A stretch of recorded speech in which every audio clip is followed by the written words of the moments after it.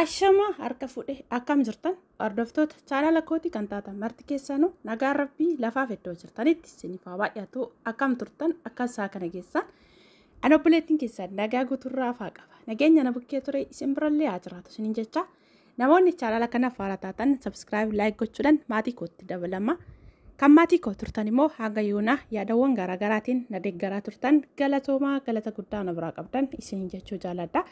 Egaa obboleewwan kiyya suuraa nama kanaa kallattii kamiiniyyuu jechuudha TikTok yoo naqee isaa FB irra yoo gale isaa kallattii kamiiniyyuu jechuudha miidiyaa kamiiniyyuu yoo banee suuraadhuma namicha kanaati jechuudha.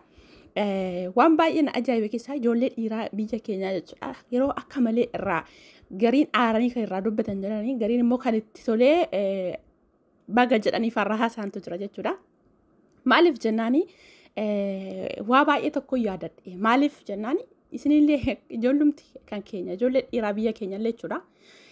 Yeroo baay'ee jechuudha tarii namicha kuni hojiinsaa kan hojii kan keessaniin adda taasise tarii viidiyoo kana ta'uu danda'a viidiyoo waraabee jechuudha. Ammootu ijoollee dhiiraa kamiyyuu jechuudha sadarkaa yookaan chaansii dhabdan chaansii osoo argattanii eenyumantuu jechuudha. Akkuma kana ifa manaa godhaati jechuudha. Maaliifin isiniin jedhee waa'ee hojjetaa mootummaatiin wal qabate jechuudha. Yeroo baay'ee jechuudha hamma dandeettii isaatiitti keessattuu ijoolleen dhiiraa kan biyya keenya jechuudha. Kanumarraa waan na mudate tokko jechuudha. Isiniif dabarsuu barbaadatanii waggaa dheeraa dura jechuudha.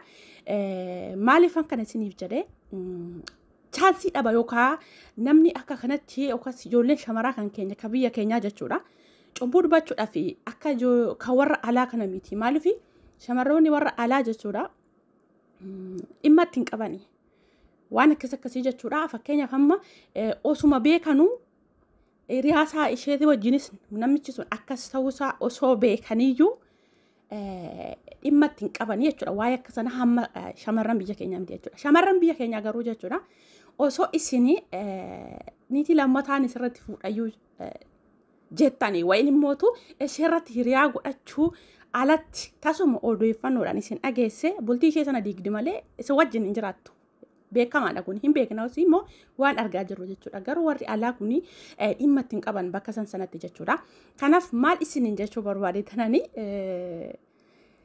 namni hojii mootummaa waanuma xiqqoo haasaatu dhugaan isiniin jedha. Maaliif jennaanii maal dubbachuuf deemti maal taasisuuf jirti jechuun keessan hin oolu dhugaa. Hamma sadarkaa kamiinittuu jechuudha haga barsiisaadha haga bulchaa gandaatitti waan kana dura na mudate irraa barumsa isiniin ta'a jedhee waan yaadeef akka dubbadhu na taasise. Innis maalidha waggaa already turee jira haa ta'u malee mootu jechuudha gaafanii ijoollee dhiiraa kan keenya viidiyoo nama kanaati irratti viidiyoo namicha kana irratti akka malee dallananii kan dubbataa jiran akka malee immoo kan akka raajii addaatitti jechuudha kan asiifacha jechuudha gizee tokko gizee 10 gizee 20 kan poostii godhantu jira jechuudha. Sadarkaa chaansii dhabaa karaa dhaba malee sinumtiitu waan akka kanaa irraan deebisanii hojii keessanii kun jaalatanii jibbitan maaliif akka ta'e hin beeku. Maaliif wanti na mudate maalidha seetanii biraazarii kootu namaa walitti bu'aa gaafa namaa walitti bu'uu dhufanii qabanii nama sanaan waan wal miidhaniif xiqqoo immoo namni sun sobee himannaa karaa biraatiin yookaan kallattii biraatiin waan himatee fi biraazarii akka hidhamu ta'ee jechuudha. Kaza maallaan jedha bulchaa gandaatiyyuu jechuudha gara oliitittiyuu miti dhugaa tarii viidiyoon kun daddarbee biras ga'uu danda'a hin beeku. Animootu akkan biraazarii hidhanii baay'een dallanee tooni irraallee dubbataa ture asiifachi figee wanti nan hin taasisin jiru. Maallaan jedha biraazariin akka hin hidhamne yoo barbaadde waan tokko waadanaaf galii naan jedhe. Waadanaaf galii waada sun maalidhaan jedhe nani battala sanatti biraazariin akka ba'u qofa barbaada waan ta'eef kallattii kana yeroo sanatti tarii sammuun kan koo saamma kana hin bilchaanne ta'uu danda'a. Gaggaragarfadhee ilaallee rakkoon qabu maalidhaan jedheenitti. Kaza meeqoo ezoor jennee taasifnaa xiqqoo ala ture namni keessummaa nama tolseenan kana keessummeessee baasaa ishi jedheen. Takka turee maal gaafii maalii na gaafata waan akkanaa walii raawwannaa achi kaa'ee biraazariin kee tasumayyuu hidhamu gaafii tokko malee hin ba'anaan hin jedhe. Dhugaan isin hin jedha maaf yeroo xiqqoo yeroo ji'a kana sana mitiiti maa waggaa ja'a hidhamne hin jedheen. Kuteen biraa baay'ee. Nama sanaan ammallee jechuudha ammallee akka xalaatatti ittiin ilaalaan nama sanaa jechuudha. Kanaaf ijoollee meeqatu barattoota meeqatu osoo dandeettii guddaa qaban osoo fatanaa qabxii guddaa galmeessisuu danda'anii jiranu akka ijoollee dadhaboo ka duubatti hafan sababa wantoota akkanaa gaafiin akkanaa kun dhiyaatuufi. Wal beennaa keessattuu ijoolleen keenya ijoollee dhiiraa biyyaa jechuudha hamma dandeettii qabanitti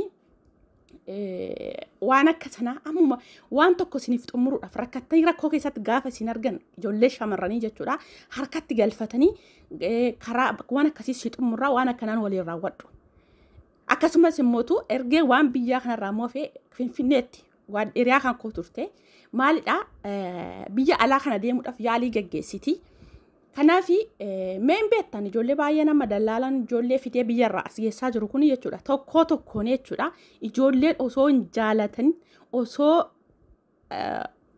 fedhii hin qabaatiin dirqamni isaanitti dhuftee deemanii hojjechuudhaaf maatii ofii jijjiiruuf jecha kaayyoo sana guuttachuuf jecha wantoota hin taane wantoota karaa fokkisoo keessa galanii baay'een isaanii jiran hiriyaan kan koosun maal taate yeroo gabaabaa keessatti asii xumuraa birris baay'ee hin kaffaltu waan akkana kana waliin raawwadhu jedhaaniiti.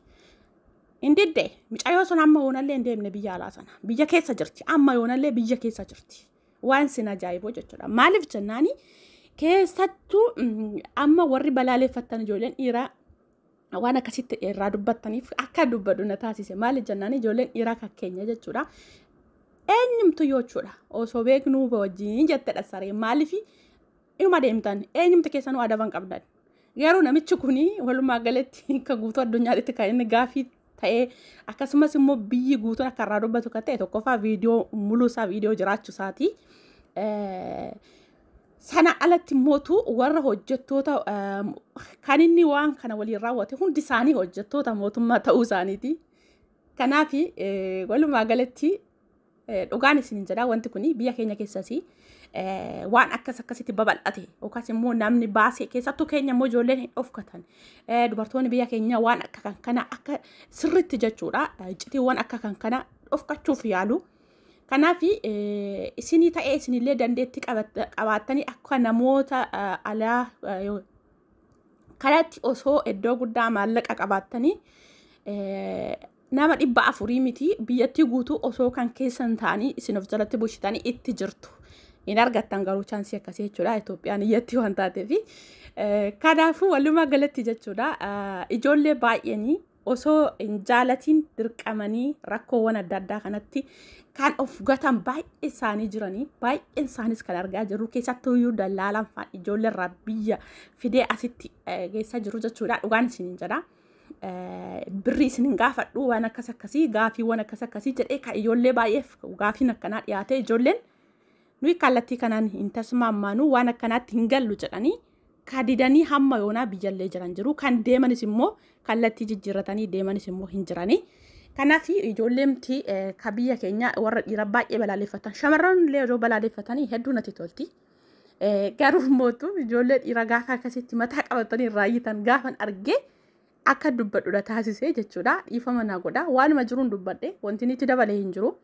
Mudannoo biyyatti waggaa meeqa dura na mudate na yaadachiistanii. Kanaaf micaayoon hiriyaa akka kuni hamma yoonallee chaansiin biyya alaa suni hin dhufnee fi hin deemne garuu ana hedduu kan natti tolte ishi jettee baga namicha san wajjin waan akkasii sana osoo raawwattee maaliif jennaan namni kuni nutsuu ta'uusaa yookaan immoo bashitaa tokkorraa bilisa ta'uusaa wanti tokko wanti beekamaa hin jiru. Kanaaf walumaa galatti kan keenya ijoolleen dhiirotaallee dandeettii dhaba yookaan kallattii dhabdanii malee osoo akka namoota biyyoota alaa biyyoota gurguddattee kana isinitti tolee maallaqa qabaattanii dhugaan isinin jedha gaafiin qabu kaa maaliif jennaan achuma sadarkaa xixiqqoo sadarkaa gadaanaa sanatti iyyuu ijoollee rakkoo xixiqqoo keessaa bahuudhaaf akkasuma amma ijoolleen baratuufaa jechuudha barsiisota meeqatu osoo isaan danda'anuu qabxii gurguddaa fidaniyyuu gaafii akkasii gaafatanii gaafa isaan jalaa didan gaafa isaan didanii imbii jedhan kan qabxii isaanii sana gadi buusanii qabxii gadaadhaan galmeessisaa fi turan eenyu meeqatama jira garuu kan keenya ijoolleen baasanii hin dubbatanii malee jechuudha. Kanaaf odoo dandeessanii maal jechuu barbaadeetanii osoo isiniif dandahame osoo dandeettii guddaa akka dhiirota biyyoota alaa kanatti maallaqas ta'ee hojii gurguddaa qabaattanii isiniyyuu tokkoffaadha. Kanaaf namichatti quba hin qabinaa isiniin jechuu jaaladha ijoollee dhiiraa dhiifama naa godha. Walumaa galatti dhugaa rabbii shamarras ta'e dhiira namni TikTok yoo naqe viidiyoo isaa bicha Facebook yoo nufe suuraa namicha kanaa bichaadha. Walumaa galatti namtichichaan waan raawwate irratti hunda isaa viidiyoo fargaa qaba. Tarii inni viidicha maaliif akka waraabe sun hin beeku ani waaqa beeka. Kanaaf obboleewwan kiyya maaliif jennaani ijoollee meeqatamatu osoo hin jaallatiin rakkoowwan adda addaa kanaafi osuma beekanuu ijoollee tara dhugaan isin jedha tarii viidiyoo dhugaadhaan darbe tokko iyyuu hin jira ji'uma sadii dura ka darbe jechuudha. Dallaalaan kun ijoollee biyya alaa isiniin geessa jedhee waraqaa irraa fidee ka'ee achi kottaa qaxaroo isinii qabee jedhee biiroon ko'asii jedhaanii garuu bakki inni itti waamu bakka mana isaatii.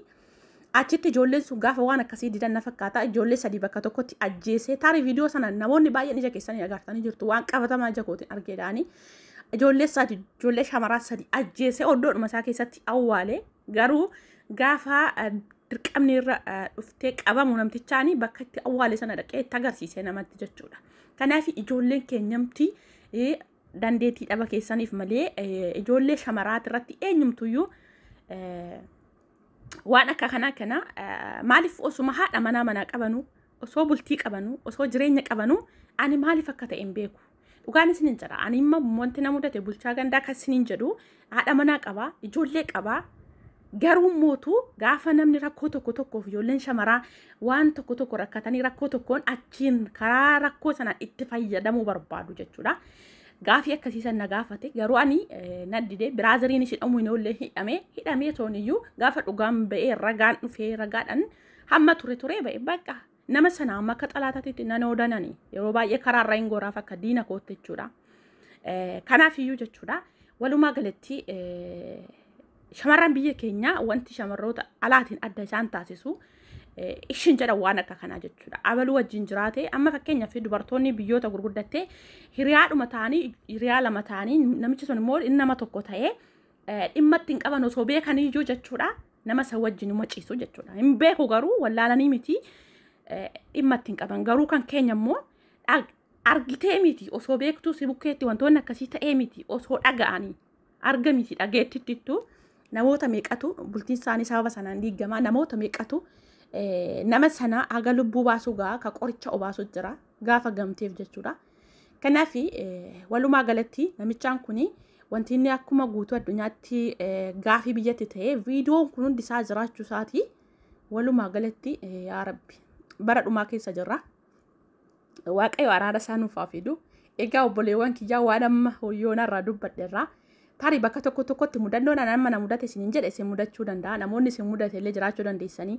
Karaa immoo namoota aangoo hojuma xixiqqoo farkaa qaban irraan immoo ijoollee shamarranii hundi keessanuu hin beektanii maal takka isin mudate maal keessa dabartanii dhuftanii akka bakka kana geessanii.